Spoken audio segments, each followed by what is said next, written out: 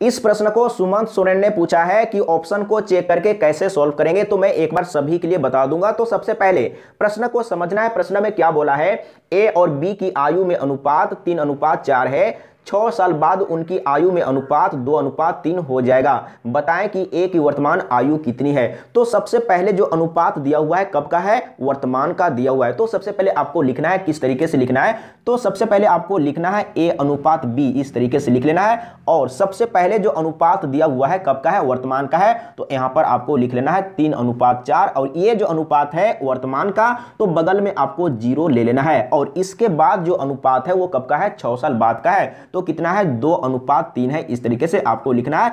ये अनुपात 6 साल बाद का है, तो यहां पर आपको 6 ले लेना है।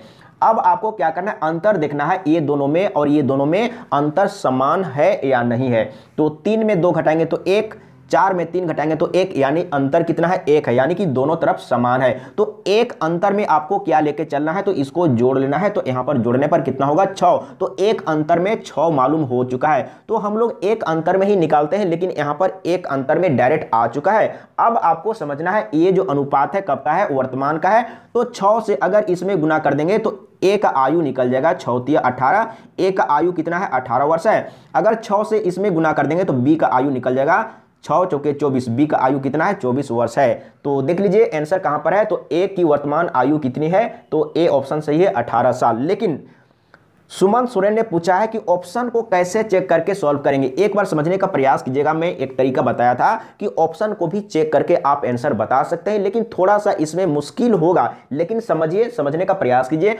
अब मैं बताऊंगा ऑप्शन को चेक करके कैसे सॉल्व करना है। तो सबसे पहले ऑप्शन को लिख लेना है। तो ऑप्शन दिया हुआ है ए बी सी डी, तो आपको लिख लेना है ए, इसके बाद बी, इसके बाद सी, इसके बाद डी, इस तरीके से लिखना है। ए में 18 है, बी में 20 है, और सी में 24 है, और डी में 28 है। इस तरीके से लिखना है। और क्या ज्ञात करने के लिए कहा गया है, ए की वर्तमान आयु कितनी है। तो वर्तमान आयु निकालना है, तो ऑप्शन वर्तमान का ही होगा। और पहले जो एक अनुपात दिया हुआ है वर्तमान का दिया हुआ है, यानी कि अनुपात और ऑप्शन सेम होना चाहिए। तो ऑप्शन भी वर्तमान का है और अनुपात भी एक जो दिया हुआ पहले वाला वर्तमान का है। तो आपको इसके सामने लिख लेना है। तो किसका किसका है, ए अनुपात बी, यानी कि ए और बी का अनुपात है। तो आपको यहां पर बगल में लिख लेना है, कितना है, 3/4 आप लिख सकते हैं। तो ए का निकालना है, तो ए का अनुपात में 3 है, तो 3 से इसको डिवाइड करके देखना है। तो ये डिवाइड हो रहा है, ये नहीं हो रहा है, ये डिवाइड हो रहा है, ये नहीं हो रहा है, यानी कि आंसर जो आने वाला है इसी दो में से कोई एक होगा। अब क्या करेंगे,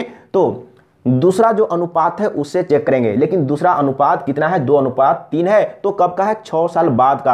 अब आपको क्या करना है, तो ऑप्शन को 6 साल बाद में चेंज करना होगा। तो 6 साल बाद में ले जाने के लिए आपको जोड़ना होगा। तो इसमें जोड़ेंगे तो कितना हो जाएगा, 6 का 6, 6 दूनी 12, 6 तीन 18, 6 चौका 24, यानी कि 24 हो जाएगा। और यहाँ पर कितना हो जाएगा, 26 हो जाएगा। और यहाँ पर कितना होगा, 30 हो जाएगा, यानी कि इसमें 6 जोड़ेंगे तो 30 होगा। और इसमें 6 जोड़ेंगे तो कितना होगा, 8, 6, 14 के 4, हाथ में 1, यानी कि 34, इतना हो गया। तो अब आपको लिख लेना है 6 साल बाद का अनुपात कितना है, ए और बी का। तो बगल में आपको लिख लेना है, कितना है, 2:3 है। तो ए का कितना है, 2 है। तो 2 से इसको डिवाइड करके देखेंगे तो 2 से ये डिवाइड हो रहा है, 2 से ये भी डिवाइड हो रहा है, 2 से ये भी डिवाइड हो रहा है, 2 से ये भी डिवाइड हो रहा है। लेकिन अब कंफर्म नहीं हो पाया कि आंसर ये वाला होगा कि ये वाला होगा। अब यहां पर थोड़ा आपको मुश्किल में डाल दिया है। तो अब आपको क्या करना है, यानी कि आंसर इसी दो में से कोई एक है, यानी कि ए और सी में से कोई एक है। तो अब आपको क्या करना है, अब बी का निकाल के देखना है। आप यहां पर चेंज कर चुके हैं तो फटाफट आपको सिर्फ चेक करके देखना है। तो बी का चेक कीजिए कि बी का, इस दोनों में से बी का कौन है। तो इस दोनों में से किसी मतलब ये दोनों में से कोई एक ए का है और कोई एक बी का है। तो अब आपको समझना है कि बी का कौन होगा। तो आपको फटाफट चेक कर लेना है। तो अब मैं यहां पर इसको मिटा देता हूं, लेकिन हम लोग को पता चल चुका है कि या तो ये वाला होगा या तो ये वाला होगा। अब ये दोनों में बी का कौन है ये आपको समझना है। तो बी के लिए देख लेते हैं फटाफट। आपको ये तो लिखा हुआ है, सिर्फ आपको चेक करना है। तो बी का यहां पर अनुपात में इतना है, तो 4 से डिवाइड करते हैं। तो 4 से ये डिवाइड नहीं हुआ। अब यहां पर देखिए, यानी कि ये वाला बी का नहीं होगा तो बी का ये श्योर होगा। अब समझने का प्रयास कीजिएगा। आंसर यहीं पर मिल गया, लेकिन समझिए, तो ये तो डिवाइड होगा और ये भी डिवाइड होगा, ये डिवाइड नहीं होगा। इसके बाद यहाँ पर बी का कितना है, ये डिवाइड होगा, लेकिन ये डिवाइड नहीं हुआ और ये डिवाइड हुआ, तो ये तो होगा ही नहीं। और ये 3 से डिवाइड नहीं होगा और 3 से डिवाइड ये होगा और 3 से ये डिवाइड नहीं होगा। अब यहां पर समझने का प्रयास कीजिएगा। तो जब हम लोग बी का चेक किए तो बी के लिए आंसर कौन हो रहा है, यानी कि सी वाला हो रहा है। और हम लोगों को पहले कंफ्यूजन था कि ए का ए होगा कि सी होगा, यही कंफ्यूजन था ना।